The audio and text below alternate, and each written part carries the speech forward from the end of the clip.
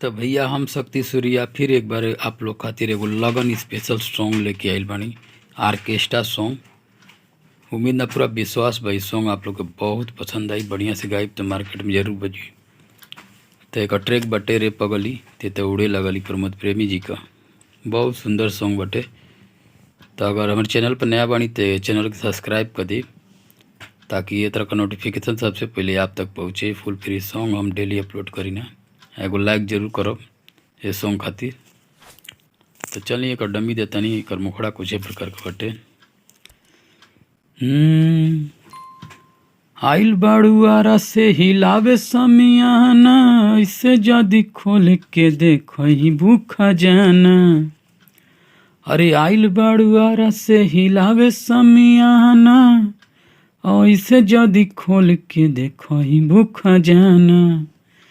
काट ली है लइका धोके गोर गलिया रे ललिया इह बागी बलिया रे ललिया इह बागी बलिया। तो ये रहा मुखड़ा। उम्मीद बा आप लोग के जरूर पसंद आई। चलिए अगर अंतरा पहला सुना तनी। सब बरियतियन के कोइले बड़े पागल कोइले बड़े पागल रे कोइले बड़े पागल।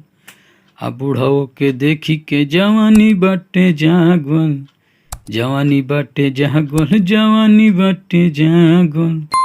अरे सब बरियतियन के कोइले बड़े पागल बूढ़ाओ के देखी के जवानी बाटे जागल।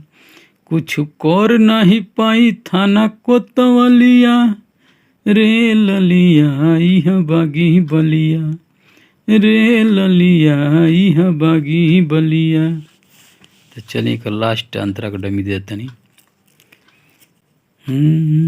जही बुलुटाई हाँ सुनो खोली कान के सुनो खोली कान के हो सुनो खोली कान के। अरे लागी नाही पता गोरी चल जेबू टांग के चल जेबू टांग के हो चली जेबू टांग के।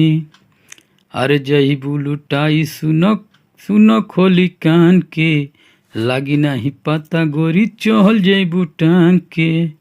सिंगर शक्ति सूरी यहाँ बड़ छलिया रे ललिया इह बागी बलिया रे ललिया इह बागी बलिया। तो उम्मीद ना पूरा विश्वास पे एगो लाइक जरूर कर देबे सॉन्ग खातिर। ये पूरा फुल फ्री सॉन्ग बा आप लोग खातिर। जहाँ सिंगर लिखल बाटे वहाँ सिंगर भाई अपना नाम डाल ले। चलिए मिलते हैं तब तक नेक्स्ट वीडियो में। तब तक खातिर बहुत बहुत धन्यवाद।